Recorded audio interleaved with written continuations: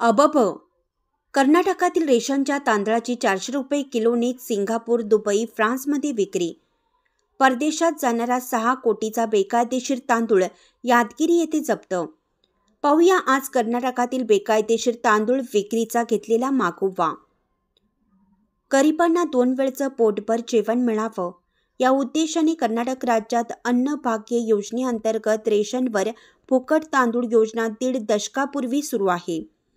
या रेशनचा तांदूळ सुगंधी बनवून त्याची परदेशात निर्यात केली जात आहे. विशेष म्हणजे हा तांदूळ सिंगापूरला 320 ते 400 रुपये किलोने विकला जात आहे.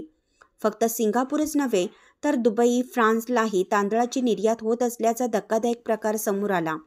यादगिरी जिल्ह्यातील एका फॅक्टरीत 6,000 क्विंटल तांदूळ जप्त करण्यात आला. प्रक्रिया करून सुगंधी बनवलेल्या या तांदळाची किंमत तब्बल 6 कोटी रुपये होत असल्याचे अन्न व नागरी पुरवठा खात्याने स्पष्ट केलं. कर्नाटकातील यातीलच एक लोकप्रिय योजना म्हणजे गरिबांना फुकट तांदूळ देणं.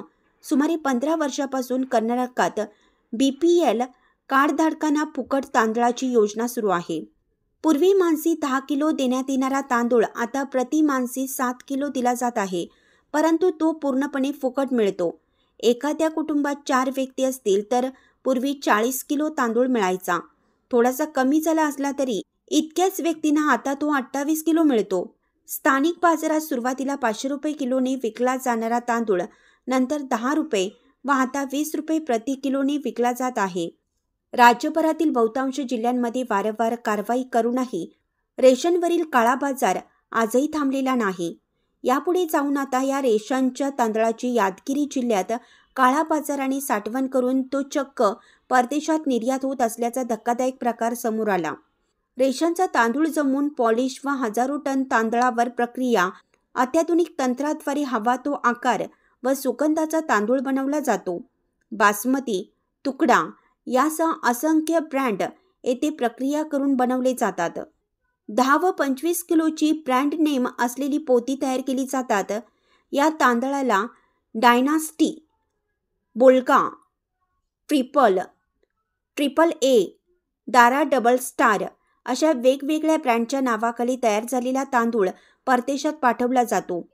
सिंगापूर येथे 8 ते 10 हजार रुपयांना 25 किलोचे पोते विकले जाते, तर याच तांदळाचे 10 किलोचे पोते दुबईला 1,500 ते 2,000 रुपयांना विकलं जात असल्याचं समोर आलं आहे.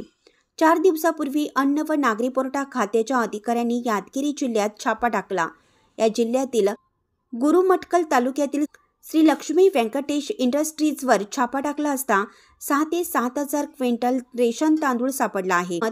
त्याची अंदाजे किंमत 6 कोटी रुपये आहे. या मिलमध्ये काळ्या बाजारात विकला जाणारा हा तांदूळ एकत्रित करून त्यावर प्रक्रिया केली जात होती.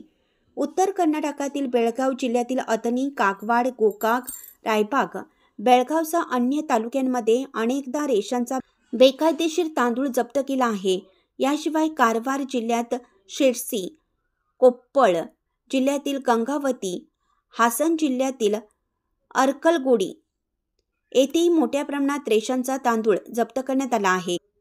त्यामुळे कर्नाटकातील रेशनधारकांना मोफत मिळणाऱ्या या धान्याची परदेशात प्रति किलो 400 रुपये दराने विक्री होत असल्याने यामधून मोठे रॅकेट असल्याचं चित्र स्पष्ट होत आहे.